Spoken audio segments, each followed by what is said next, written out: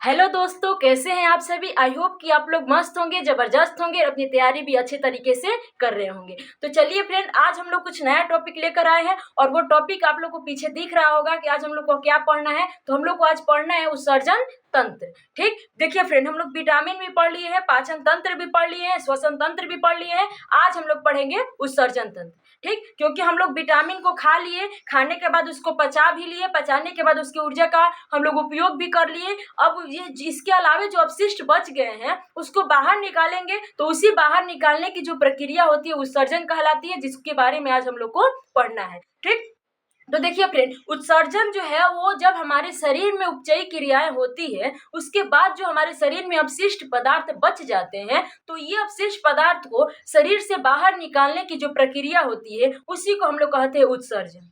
ठीक, और इस उत्सर्जन में जितने हमारे शरीर के अंग सहायता करते हैं उन सभी के समूह को हम लोग उत्सर्जन तंत्र का नाम दे देते हैं। ठीक, तो उसी के बारे में आज हम लोग को पढ़ना है। तो चलिए बिना समय गवाए हम लोग अपना क्लास स्टार्ट करते हैं, क्योंकि लग चुकी तलब मंजिल की अब खुद को आग में झोंक देंगे। लग चुकी तलब मंजिल की अब खुद को आग में झोंक देंगे, और ये ठोकरें कहती हैं मारा जाएगा।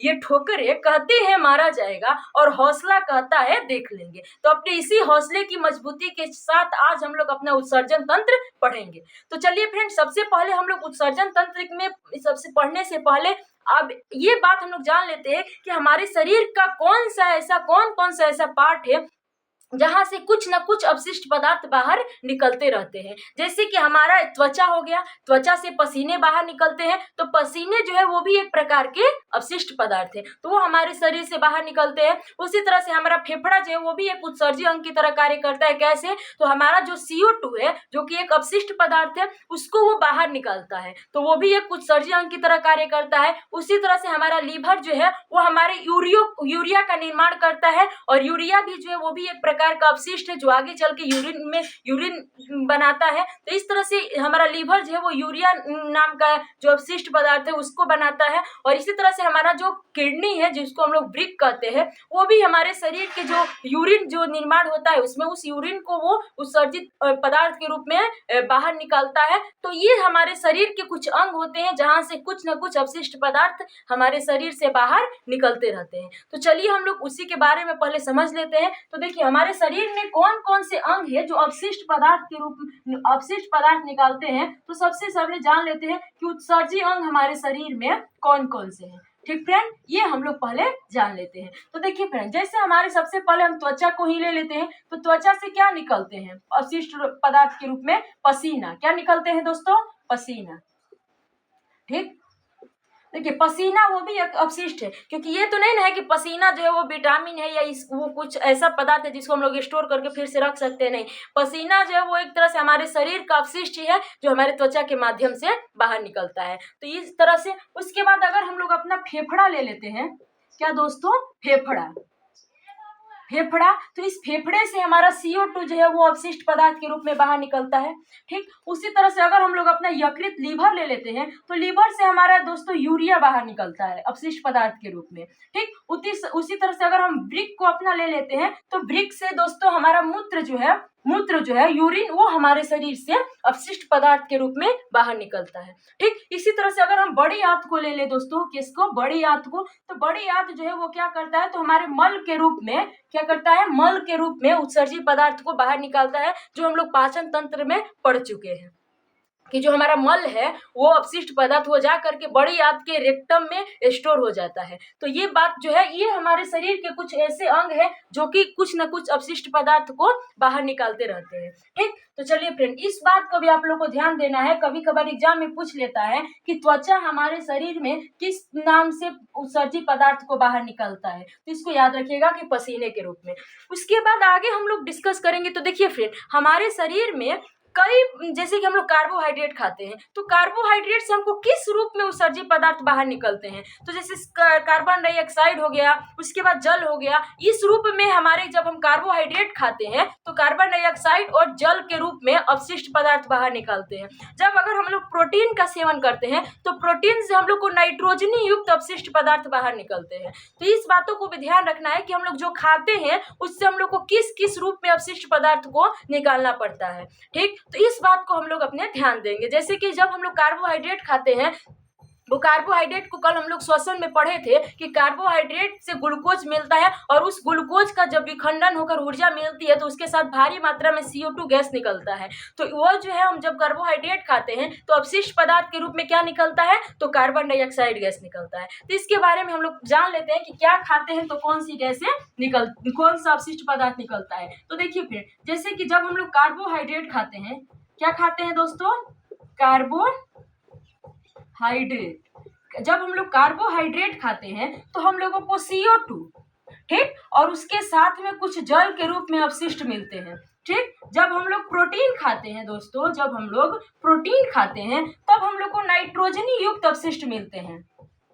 क्या मिलते हैं दोस्तों, नाइट्रोजनी युक्त अपशिष्ट पदार्थ निकलते हैं हमारे शरीर से। जब हम लोग वसा को खाते हैं फ्रेंड, वसा, तो वसा से भी हम लोगों को ग्लूकोज मिलते हैं, तो वो भी CO2 और जल के रूप में अपशिष्ट को बाहर निकालते हैं, ठीक। तो इस बातों का आप लोगों को ध्यान रखना है कि जब हम लोग कार्बोहाइड्रेट खाते हैं तो हम लोगों के शरीर से CO2 और जल के रूप में अपशिष्ट बाहर निकलते हैं। जब हम लोग प्रोटीन खाते हैं तो प्रोटीन से जो है नाइट्रोजनी युक्त पदार्थ जो है हमारे शरीर से अपशिष्ट पदार्थ के रूप में बाहर निकलते हैं। तो इस बातों को भी आप लोगों को ध्यान देना है, ठीक। चलिए फिर, सॉरी फ्रेंड, थोड़ा बोर्ड छोटा है तो इसको हम लोग इधर लिख लेते हैं, थोड़ा सा स्पेस इधर हो जाएगा तो कुछ और बातों को हम लोग इसमें डिस्कस कर लेंगे, ठीक। तो देखिए यहाँ से हम लोग लिखते हैं। तो देखिए फ्रेंड, जब हम लोग कार्बोहाइड्रेट खाते हैं तो क्या निकलता है, बोलिए आप लोग।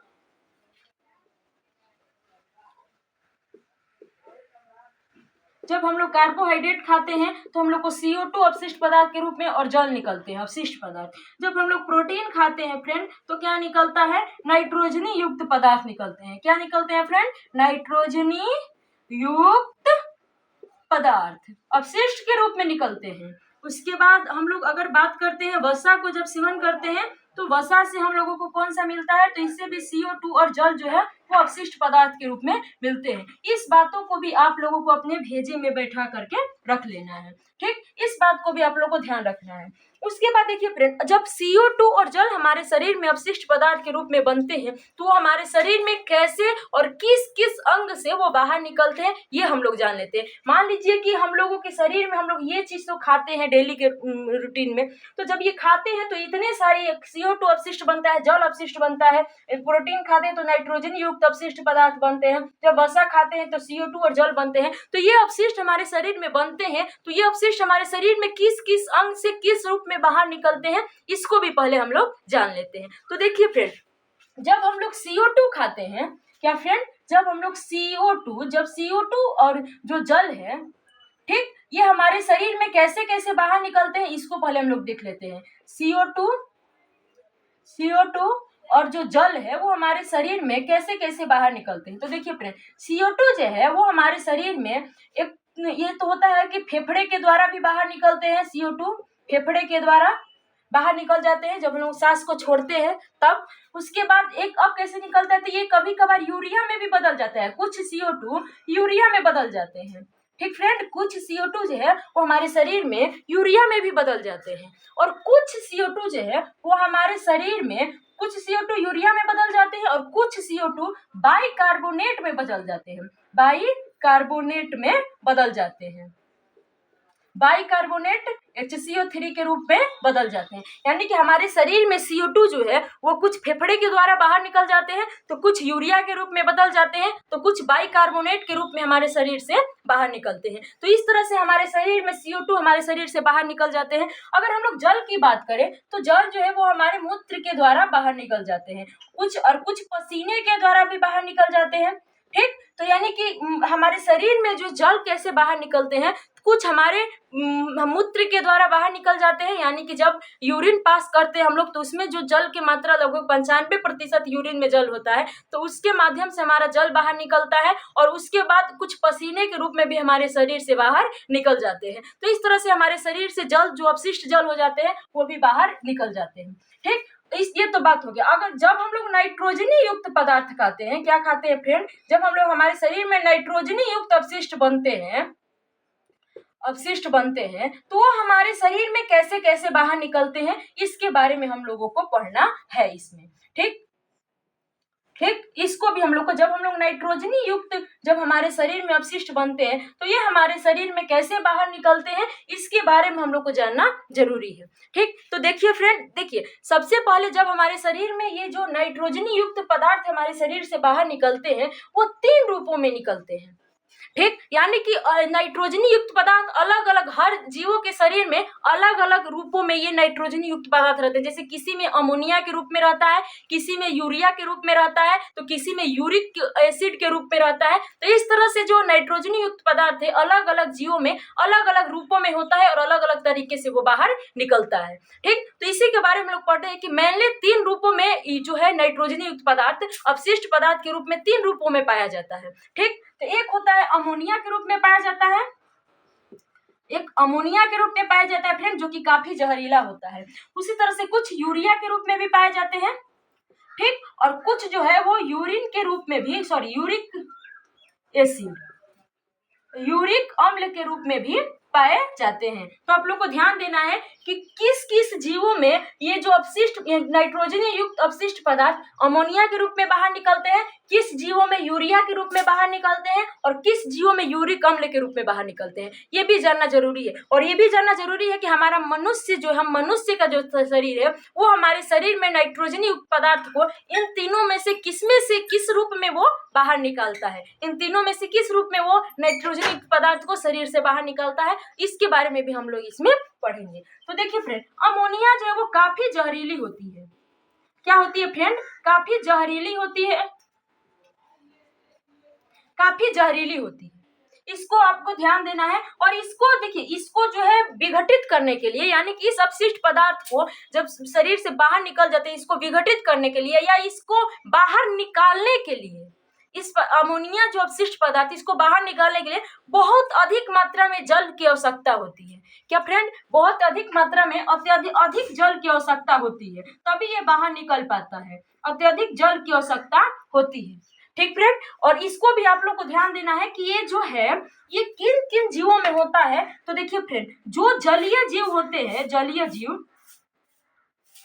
जीव वो सभी जीव जो है वो अमोनिया के रूप में ही अपने शरीर से अपशिष्ट को बाहर निकालते हैं। तो ये भी क्वेश्चन पूछता है कि जलीय जीव अपने शरीर से अपशिष्ट को किस रूप में बाहर निकालते हैं? तो अमोनिया के रूप में बाहर निकालते हैं। तो इस बात को भी आप लोग को ध्यान देना है। क्यों बाहर निकालते हैं? आप लोग सोच सकते हैं कि जलीय जीव हमेशा जल में रहते हैं तो उनके शरीर में जल की कमी नहीं हो सकती है, तो इसको निकालने के लिए अधिक जल की आवश्यकता होती है, और जितने अधिक जल की आवश्यकता होती है उनको वो जल आसानी से मिल जाता है। तो इस तरह से वो अमोनिया के रूप में अपने जल को अपने अपशिष्ट पदार्थ को बाहर निकालते हैं। ठीक फ्रेंड, और जो जीव अमोनिया के रूप में अपने अपशिष्ट पदार्थ को बाहर निकालते हैं उसको हम लोग कहते हैं अमीनोटेनिक। क्या कहते हैं? अमीनोटेनिक। क्या कहते हैं जीव? सॉरी, अमीनोटेनिक। क्या कहते हैं दोस्तों? अमीनोटेनिक कहते हैं। यानी कि वैसे जीव जो अमोनिया को अपने शरीर से बाहर निकालते हैं उन जीवों को क्या कहते हैं? अमीनोटेनिक। क्या कहते हैं दोस्तों? अमोनोटेनिक, सॉरी अमोनोटेनिक दोस्तों, अमीनोटेनिक नहीं, अमोनोटेनिक, अमोनोटेनिक कहते हैं। इस बात को याद रखना है, क्योंकि एग्जाम में पूछता है कि जो जीव अमोनिया के रूप में अपने उत्सर्जित पदार्थ को बाहर निकालते हैं वो जीव कहलाते हैं। तो क्या कहलाएंगे दोस्तों? अमोनोटेनिक। क्या कहलाएंगे? अमोनोटेनिक। उसी तरह से यूरिया के बारे में हम लोग पढ़ते हैं। तो देखिए, इसके लिए ये जो है वो अमोनिया से थोड़ा कम जहरीली होती है, यानी कि कम जहरीली होती है। ठीक, और इसको निकालने के लिए यानी कि कम मात्रा में पानी की जरूरत है, कम पानी की जरूरत होती है।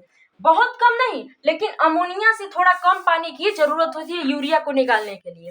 ठीक, और ये अमोनिया किन किन जीवों में निकलता है? तो देखिए फ्रेंड, जो उभयचर प्रकार के, जो उभयचर वर्ग के जो जीव होते हैं, उभयचर जैसे कि मेढक हो गए, मेढक उभयचर में आते हैं। तो जो उभयचर वर्ग के जो जीव होते हैं उनमें, और जो स्तनपायी होते हैं, स्तनपायी जिसमें हम अपने मनुष्य की भी प्रजाति आ जाती है स्तनपायी, इन दोनों ग्रुपों में जो है, इन दोनों ग्रुपों के जीव जो है अपने यूरिया के रूप में अपने अपशिष्ट पदार्थ को बाहर निकालते हैं। तो इसी में हम लोग मनुष्य भी आ जाते हैं, स्तनपायी में। तो देखिए फ्रेंड, जो जीव यूरिया के रूप में अपने अपशिष्ट पदार्थ को बाहर निकालते हैं उनको हम लोग कहते हैं यूरियोटेनिक। क्या कहते हैं दोस्तों? यूरियोटेनिक। इस बात को भी याद रखना है कि जो जीव यूरिया के रूप में अपने अवशिष्ट पदार्थ को बाहर निकालते हैं उस जीवों को हम लोग कहते हैं यूरियोटेनिक। क्या कहते हैं दोस्तों? यूरियोटेनिक। इस बात को भी आप लोग को ध्यान देना है। देखिए फ्रेंड, आगे हम लोग आते हैं यूरिक एसिड में। तो यूरिक एसिड जो है वो सबसे कम जहरीली होती है, सबसे कम जहरीली होती है। इस बात को भी आप लोग को ध्यान देना है, ठीक। और इसमें होता क्या है दोस्तों कि इसमें बहुत ही कम पानी की जरूरत होती है, बहुत ही कम पानी की जरूरत होती है। इसमें पानी बहुत कम चाहिए, इसमें पानी मतलब कहिए तो ना के बराबर चाहिए पानी, लेकिन बहुत कम चाहिए, ठीक। उसके बाद देखिए फ्रेंड, ये किन किन जीवों में ये निकलते हैं? तो जो पंछी होते हैं, जो पंछी जो होते हैं ना जीव, पंछी जो होते हैं जीव, वो भी दोस्तों यूरिक अम्ल के रूप में ही अपने अपशिष्ट पदार्थ को बाहर निकालते हैं। और ये जो है ना पेस्ट, ये जो अपशिष्ट है वो पेस्ट के रूप में बाहर निकलता है, पेस्ट के रूप में। उसमें जल की मात्रा जो है वो कम होती है, पेस्ट के रूप में होते हैं ये। आप लोग देखते होंगे कि जब कोई पंछी जब अपना अपशिष्ट पदार्थ को बाहर निकालती है तो आप लोग देखे होंगे कि वो कैसा होता है, पेस्ट जैसा होता है, ठीक। यानी कि जैसे मान लीजिए कि आप जा रहे हैं सड़क पे, अगर बाई चांस कोई पंछी आप पर अपना कर दी तो आप लोग देखेंगे कि बाप रे, तो कैसा रहता है? पानी ज्यादा रहता है कि चिपचिपा रहता है? चिपचिपा रहता है, यानी कि वो पेस्ट आकार का रहता है। यानी कि वो जो है वो यूरिक अम्ल के रूप में अपने अपशिष्ट को त्यागती है, अपने अपशिष्ट पदार्थ को बाहर निकालती है, और उसमें जल की मात्रा कम होती है, इसीलिए वो पेस्ट के रूप में बाहर निकलते हैं, ठीक। तो इस बात को भी आप लोगों को ध्यान देना है। और जो जीव यूरिक अम्ल के रूप में अपने अपशिष्ट को बाहर निकालते हैं उसको हम लोग कहते हैं यूरिकोटेनिक। क्या कहते हैं दोस्तों?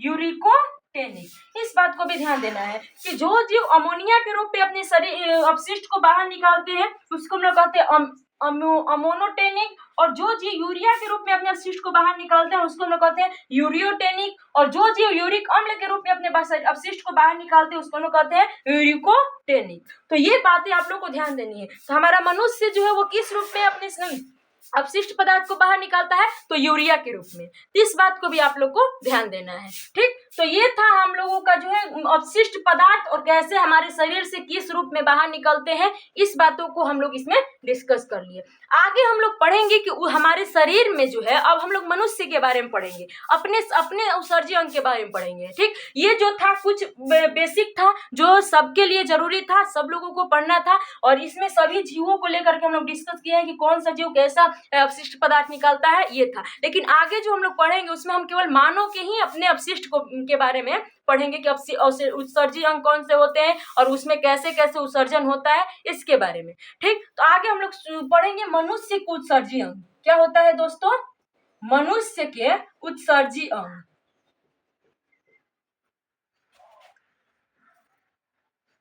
उत्सर्जी अंग, अगर लिखने में गलती हो जाए तो माफ कर दीजिएगा दोस्तों। देखिए उत्सर्जी अंग, तो हम लोग को इसी के बारे में आज पढ़ना है कि मनुष्य में कौन कौन से हमारे उत्सर्जी अंग होते हैं। तो बहुत देखिए अंग के रूप में तो बहुत होते हैं जहाँ से अपशिष्ट पदार्थ निकल जाते हैं, लेकिन मेनली हम लोग को पढ़ना किसके बारे में? तो वृक्क के बारे में। किसके बारे में? हमारे किडनी, जो कि हमारे शरीर के उत्सर्जी अंगों में सबसे महत्वपूर्ण अंग होती है वृक्क, ठीक। वो हमारा किडनी, क्योंकि किडनी जब किसी की किडनी जब खराब हो जाती है तो क्या होता है कि वो शरीर से मूत्र या जो मूत्र के रूप में जो अपशिष्ट पदार्थ होते हैं, यूरिन के रूप में जो अपशिष्ट पदार्थ होते हैं, वो हमारे शरीर से बाहर नहीं निकल पाते हैं और हमारे शरीर में नाइट्रोजन की मात्रा बढ़ते जाती है, यूरिया की मात्रा बढ़ते जाती है, जिसकी वजह से हमारा शरीर जो है वो धीरे धीरे काम करना बंद कर देता है, ठीक। क्योंकि यूरिया जो है वो जहरीली होती है जो हमारे शरीर को काफी क्षति पहुंचा देती है।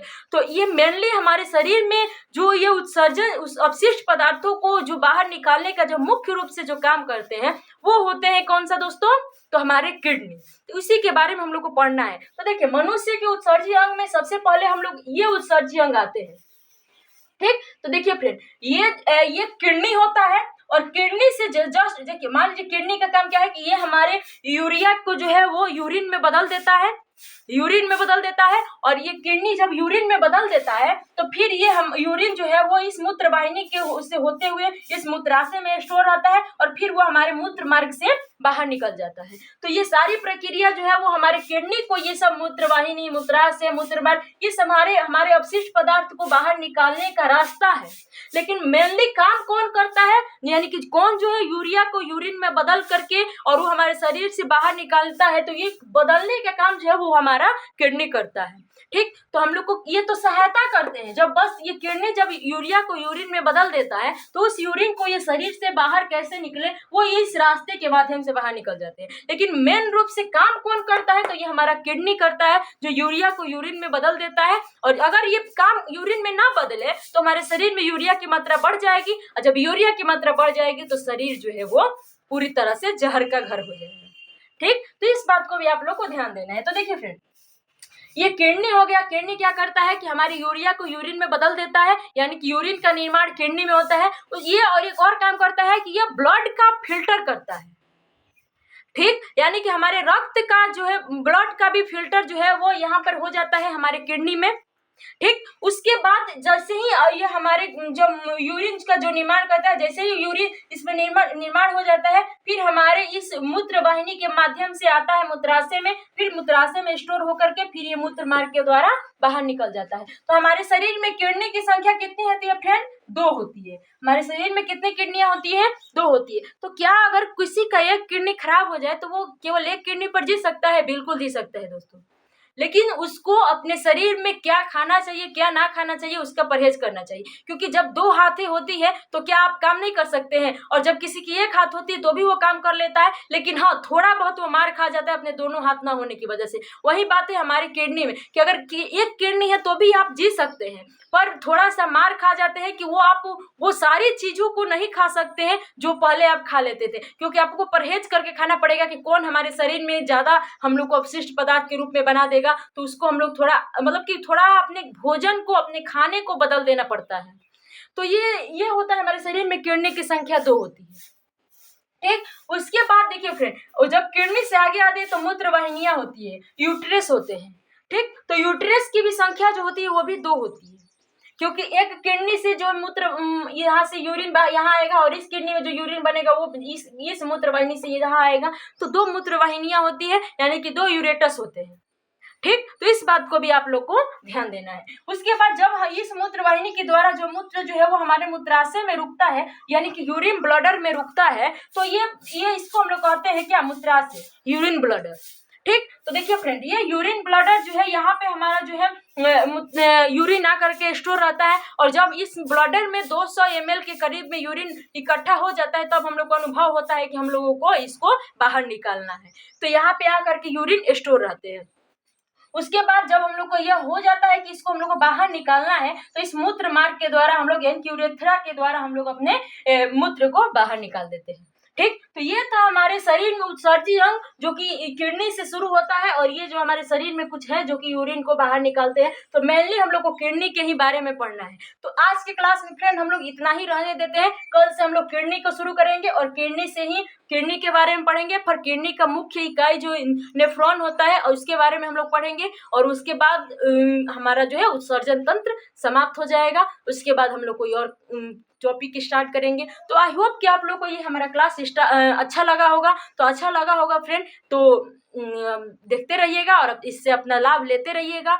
चलिए फ्रेंड, मिलते हैं अगले क्लास में। Thank you so much. जय हिंद।